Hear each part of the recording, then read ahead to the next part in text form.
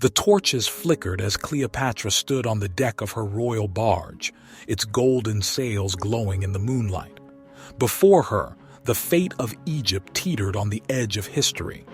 She had outwitted enemies, seduced the most powerful men in Rome, and fought to keep her kingdom independent. But as Roman forces closed in, she knew the end was near. This was no ordinary queen. Cleopatra VII was a warrior, a strategist, and the last great pharaoh of Egypt.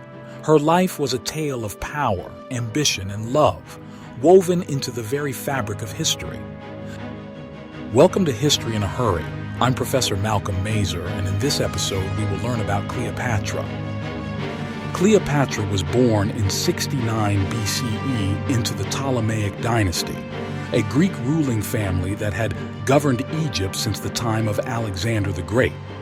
Unlike many of her predecessors, she embraced Egyptian culture, even learning the native language, a rarity among her Greek ancestors. When her father, Ptolemy XII, died in 51 BCE, Cleopatra and her younger brother, Ptolemy XIII, were named co-rulers. However, their reign was anything but peaceful. A bitter power struggle erupted, with Cleopatra forced to flee Egypt while her brother's advisors seized control.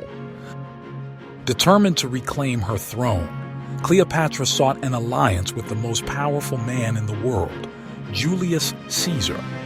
In a legendary act of cunning, she had herself smuggled into his palace wrapped in a carpet, or possibly a linen sack, emerging dramatically before the Roman general. Captivated by her intelligence, charisma, and political savvy, Caesar backed Cleopatra's claim to the throne.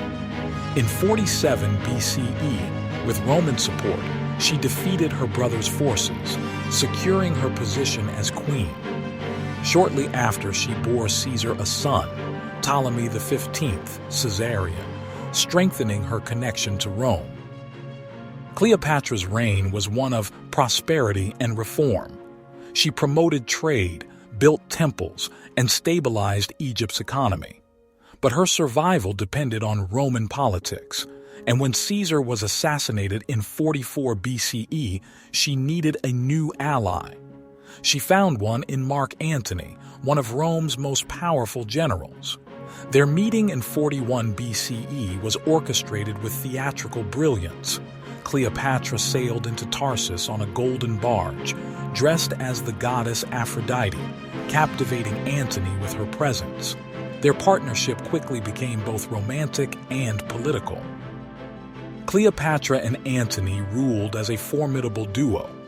They had 3 children together and formed an Eastern empire that challenged Rome's dominance.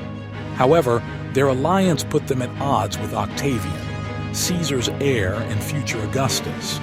Tensions escalated into a full-scale conflict, culminating in the Battle of Actium in 31 BCE. Octavian's forces, superior in both numbers and strategy, crushed Antony and Cleopatra's fleet. Defeated, they fled to Alexandria, where their final days played out in tragedy. As Octavian's army advanced on Egypt, Antony, believing Cleopatra was already dead, fell on his own sword. Mortally wounded, he was brought to her, dying in her arms. Knowing she would never be allowed to rule under Roman control, Cleopatra chose death over humiliation. On August 12, 30 BCE, she allegedly allowed an asp, Egyptian cobra, to bite her, though some believe she may have used poison instead. With her death, Egypt became a Roman province, marking the end of both the Ptolemaic dynasty and the age of pharaohs. Cleopatra's legacy endured far beyond her lifetime. Roman propaganda painted her as a seductress who bewitched great men, but history remembers her as a brilliant, multilingual ruler who fought to preserve her kingdom. She was the last sovereign pharaoh of Egypt, a woman who defied expectations, wielded power like a king, and whose story still captivates the world today. Thanks for racing through history with us on History in a Hurry. If you enjoyed today's quick dive into the past, don't forget to like, subscribe, and hit that notification bell so you never miss a fast-paced trip through time. Please reply in the comments with ideas for our next history lesson. See you in the next one.